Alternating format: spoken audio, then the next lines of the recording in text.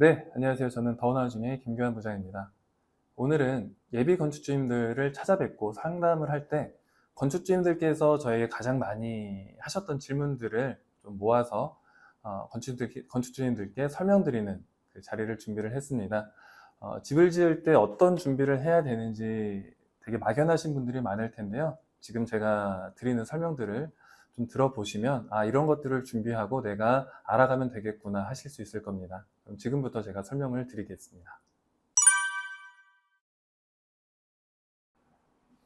시공사 선정에 앞서서 집을 짓기 위해서는 우선 토지를 구입을 하셔야 돼요. 그래서 보통은 상담을 하러 오셨을 때 대부분 토지를 보유하고 계신 분들도 계셔서 그 이후의 단계들로만 설명을 드리지만 토지를 구입 전이신 분들도 더러 있거든요.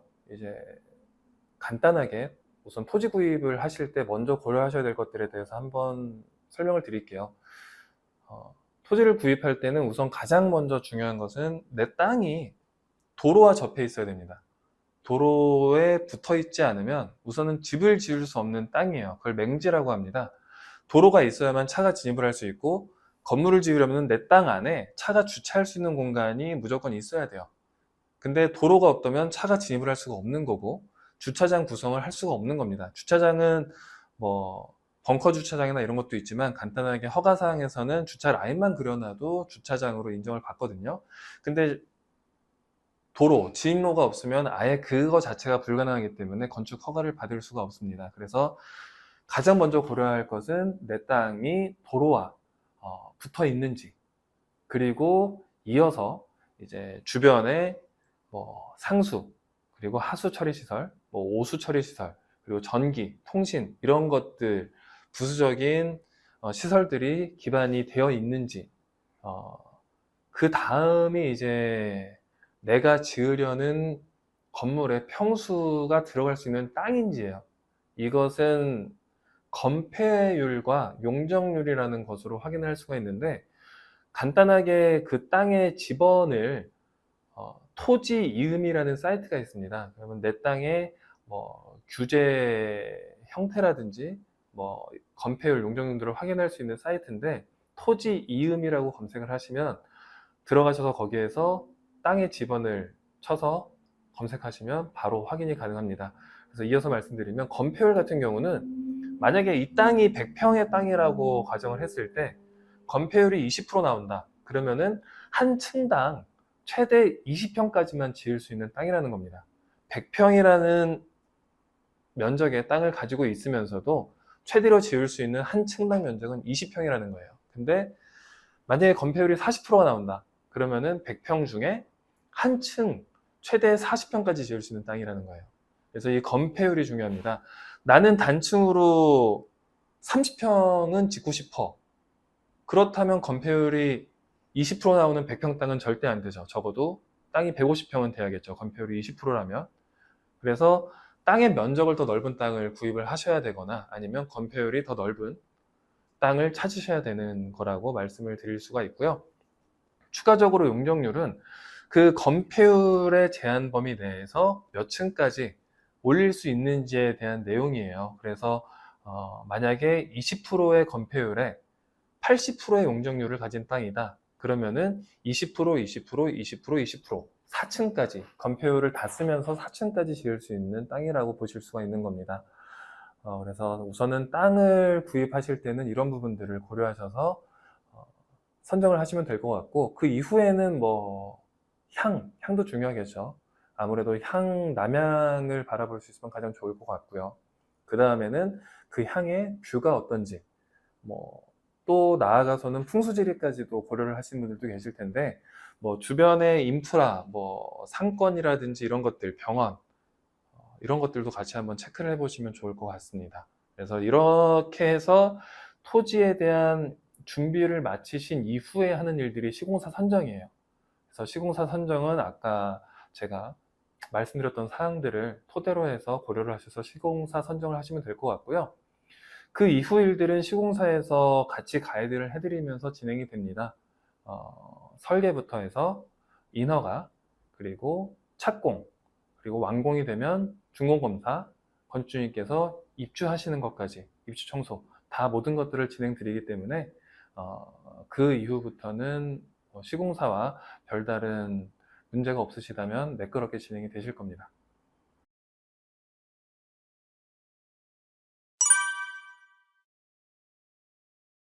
네, 이번에는 어떤 시공사를 선정을 해야 되는지에 대해서 한번 설명을 드려보겠습니다. 당연히 저는 이 더원하우징의 직원이기 때문에 저희 더원하우징과 인연을 맺어주시면 가장 잘하신 선택이라고 말씀을 드리고 싶지만, 그거와 별개로 시공사를 선정을 하실 때 흔히들 모델하우스를 가서 보시고서 결정하시는 분들이 정말 많아요.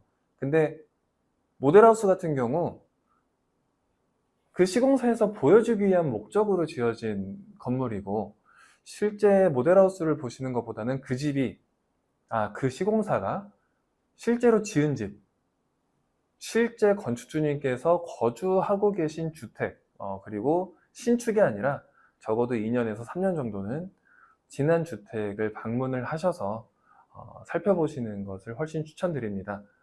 서두에 말씀드렸다시피 모델하우스는 보여주기 위한 목적이다 보니 실제 건축주님들께서 거주하실 주택을 공사하는 것과는 차이가 있을 수가 있어요. 그래서 실제 거주하고 계신 건축주님들, 그리고 다시 한번 2년에서 3년 정도는 거주를 하신 집에 찾아가서 살펴보시는 것을 추천드려요. 왜냐? 건축주님들께서 흔히 착각하시는 게 집을 가서 또는 모델하우스를 가서 보셨을 때 외관 마감하고 실내 인테리어 좀 깔끔하게 마감했으면 깔끔해, 잘 지었어, 이 집 괜찮네, 이렇게 생각하고 여기 잘 짓네 하고 결정하시는 분들 정말 많거든요. 근데 하자라는 거는요, 그 안에 숨어있는 골조, 그리고 단열을 얼마나 잘 시공했는지, 그리고 기밀, 이런 것들이 중요합니다. 근데 건축주님들은 지어져 있는 집 가보시면 그걸 아실 수가 없잖아요. 근데 하자라는 게 또 단기간에는 안 나타나요. 아파트에 많이들 거주를 하실 텐데, 아파트 같은 경우도 2년 안에 하자 나는 경우가 별로 없어요. 그냥 간단 자잘자잘한 AS 거리들 체크해서 이거 보수하시는 거고, 2년 정도 되는 시점에 다시 한번 문제점들이 있는 것들을 다시 한번 전체적으로 체크를 해서 제출을 하는 경험들을 하셨을 겁니다. 단독주택 역시 마찬가지예요. 2년 내지 3년이라는 시간이 지나야 어느 정도 이 집에 대한 하자가 나타나요. 그래서 건축주님들께서는 2년 내지 3년 거주를 한 완공주택을 한번 보시는 것을 추천드리고, 이에 앞서서 확인을 하고자 하신다면 공사 중인 현장을 가셔서 실제 단열재 취부라든지 외부에 투스방수지 시공을 하고서 창호나 이런 개구부 사이에 기밀 시공이 얼마만큼 잘 되어 있는지, 이런 것들을 한번 체크를 해보시면 좋을 것 같아요. 이거 하나하나가 다 냉난방비와도 직결이 되고, 아무리 좋은 자재를 쓴들 제대로 시공이 안 되면 냉난방도 다 허점이 생기는 거고요. 결국에는 다 하자로 이어지게 되는 겁니다. 그래서 이런 부분들 꼭 체크를 하셨으면 좋겠고요.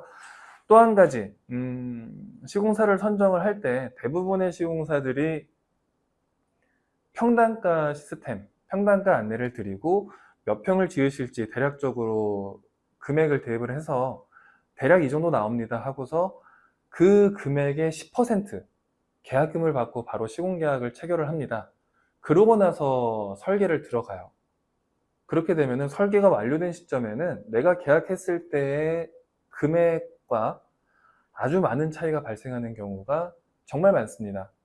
그래서 저희 더원하우징 같은 경우는 시공계약 이전에 설계계약을 먼저 하고, 정확한 건축주님께서 거주를 하실 집에 대한 설계, 그리고 자재까지 다 완벽하게 선정을 마친 이후에 정확한 시공 견적을 안내를 드리고 그 금액으로 시공계약을 해요.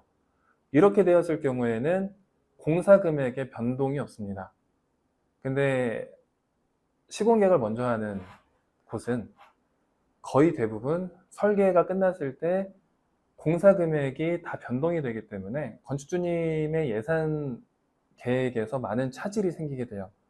그래서 이런 부분도 저는 상당히 중요하다고 생각을 합니다. 뭐 간단히 생각하면 설계와 시공계약, 설계계약과 시공계약이 이렇게 앞뒤로 바뀌는 간단한 조삼모사 같기도 하지만 건축주님께서 항상 내가 선택권을 가져갈 수 있느냐 없느냐, 큰 목돈을 먼저 내고서 끌려가느냐 아니면 계속적으로 내가 원하는 것들을 확인을 하고 변경하고 수정하고 선택을 할 수 있는 그런 위치에서 집을 계속 지어갈 수 있느냐, 이런 큰 차이가 발생을 하니까 이런 부분도 저는 상당히 크다고 생각을 해요. 가급적이면 그래서 설계 계약을 먼저 하고 정확한 공사 견적을 확정 짓고 나서 시공 계약을 하는 시공사들을 찾아서 선정을 하시는 게 가장 현명한 방법이라고 저는 말씀드리고 싶습니다.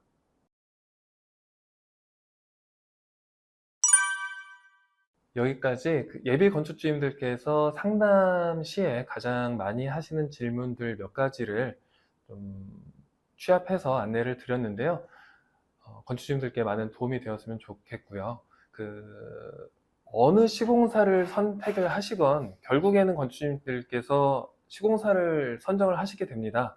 그 이후에는 선정을 하셨다면 제가 드리고 싶은 말씀은 그 시공사를 믿고 진행을 해주셨으면 좋겠어요. 어느 시공사를 선택하셨건 그게 시공사로서도 더 원만하게 일이 진행이 될 것이고, 건축주님 역시도 스트레스를 덜 받고 내가 선택한 시공사를 계속적으로 믿고 가시는 게 더 만족스러운 주택이 나오는 길이 되지 않을까 싶습니다.